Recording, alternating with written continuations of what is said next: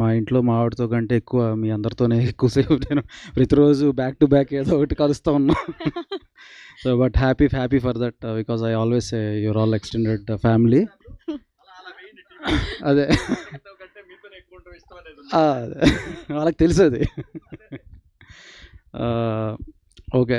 So miss అమ్మ, అదిరిందయ్య చంద్రం, ఇంకేమున్నాయి sir, Tata Birla, మధ్యలో లైలా.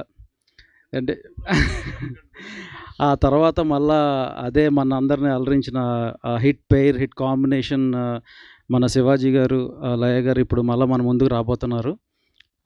సార్ నాకు కుళ్ళుగా ఉంది కొంచెం మీ ఇద్దరిని చూస్తుంటే. ఎందుకంటే నేను అప్పుడేదో చిన్నవాడిలా ఉండేవాడిని. ఇప్పుడు నాకు మీసాల గడ్డలు మెరిసిపోయినాయి, కానీ మీరు మాత్రం యాజ్ ఇట్ ఈజ్ అలాగే ఉన్నారు. అండ్ లయ గారు నా ఫేవరెట్ యాక్ట్రెస్ ఆమె.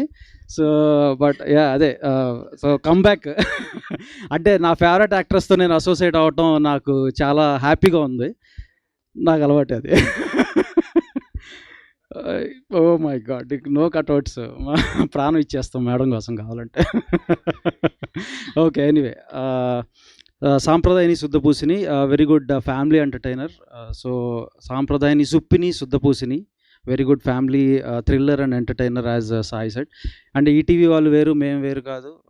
సో మా సినిమాలు అంటే వాళ్ళే, వాళ్ళ సినిమాలు అంటే మాయే. సో ఈటీవీ వాళ్ళు చేసిన సినిమా అంటే ఒక ట్రేడ్ మార్క్ ఉంటుంది. అటువంటి సినిమా మళ్ళీ ఈ సినిమా. అండ్ మేము ఈ సినిమాని ప్రజెంట్ చేయటం, మీ అందరి ముందుకు తీసుకురావడం చాలా హ్యాపీగా ఉంది. And as it is Shivaji గారు ఎరగదీశారు. అలాగే రోషన్ బుడ్డోడు క్యారెక్టర్లో చాలా బాగా చేశాడు. అండ్ మీ అందరికీ సర్ప్రైజ్ ఇస్తాడు. అండ్ ఇంకా మన లయ గారి గురించి చెప్పక్కర్లేదు. అప్పుడెప్పుడో ఆమె నందుల్ని పందుల్లా పెంచిందని చాలా చాలా చాలా చాలా వాటిల్లో చూసాము. అంటే ఆమెకి అవును సార్, ఇది ఉంది, కావాలంటే అడగండి అవును. సో ఈవెన్ అంటే వర్క్ టువర్డ్ ప్యాషన్ ఎలా ఉంటుందంటే వర్క్ మీద, యూఎస్లో ఉన్నా కూడా ఆమె వాళ్ళ ఫ్రెండ్స్తో కలిసి రీల్స్ చేస్తూ ఉండేవారు, ఆయన ఫాలో అవుతూ ఉండేవాడిని కూడా.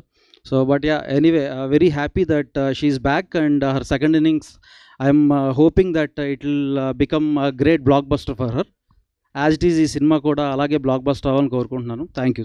వంశీ గారు, మీరు చెప్పిన సామెత మాకు కానీ బనీవాస్ గారికి కానీ అర్థం కాలేదా? నందుల్ని పందుల్లాగా పెంచింది అప్పట్లో అని అనేవారు. అంటే అన్ని నంది అవార్డ్స్ వచ్చినాయి ఆమెకు అనేది, అది చెప్పా అంతే. కాదు, ఇంతకుముందు ఇండస్ట్రీలో స్పీచెస్ అంటే ఒకరిద్దరు పేర్లు వచ్చేవి. ఇప్పుడు ఆ స్పీచెస్ లిస్ట్ లో మీరు కూడా జాయిన్ అవుతున్నారు అనమాట. ఇంకా అదేం లేదు, ఈ రోజుకి చాలా.